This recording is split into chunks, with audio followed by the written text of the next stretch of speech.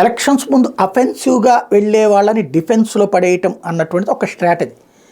Telugu Desam party Janasena దూకుడుగా వెళ్తూ వచ్చినటువంటిది కాస్త ఒక్కసారిగా డిఫెన్స్లో వాళ్ళ కాళ్లే పడ్డారు.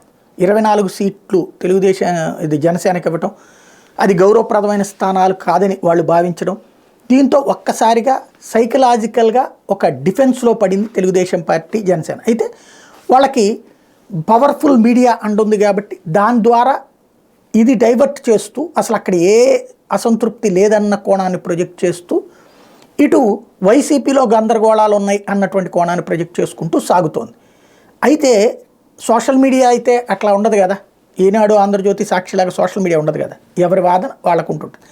అక్కడ కూడా న్యూట్రాలిటీ ఏం లేదు, అటో ఇటో. కానీ మిగతా వాళ్ళకు కూడా కనబడతా ఉంటుంది. ఇప్పుడు ఈ పేపర్లు కొన్ని చదివితేనే కనబడతాయి, బట్ అందులో అందరికి కనబడతా ఉంటుంటాయి. ఇక్కడే పాయింట్ ఏంటంటే వరుసపెట్టి 2 వెంటాడిని వైసీపీ వాళ్ళు. ఒకటి మొన్న సునీత స్టేట్మెంట్, మా అన్నకి ఓటు వేయొద్దు అన్నటువంటి స్టేట్మెంట్.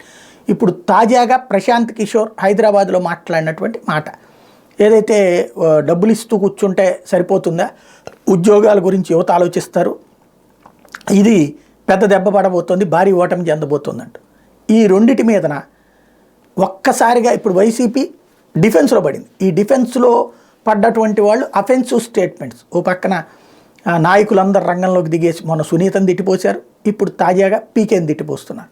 ఓవరాల్గా వైసీపీ ఓ పక్కన సీట్లు ప్రకటించేసుకుని ఏది బీసీ సీట్లు, ఎస్సీ భారీగా మార్పు చేర్పులు ఇవన్నీ పూర్తయిపోయినాయి. హయ్యెస్ట్ బీసీ, అందులో కూడా మళ్ళీ ఏవైతే సుదీర్ఘకాలం పాటు అస్సలు అవకాశం దొరకనటువంటి వర్గాలకి ఇస్తూ ఒక ఆస్పెక్టు, రెండోది వచ్చేటప్పటికి మైనారిటీ, కాపు, ఈ 3 ప్లాట్ఫారాలతో దూసుకెళ్తున్నటువంటి వైసీపీని ఈ 2 ఇన్సిడెంట్స్ డిఫెన్స్లో పడేయడంతో దాన్ని కవర్ చేసుకునే ప్రయత్నం వాళ్ళ నాయకుల ద్వారా చేస్తోంది వైసీపీ.